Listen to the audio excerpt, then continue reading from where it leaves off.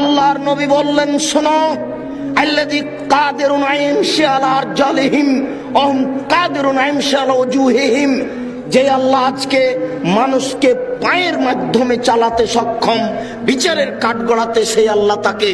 মুখের মাধ্যমে চালাতে সক্ষম।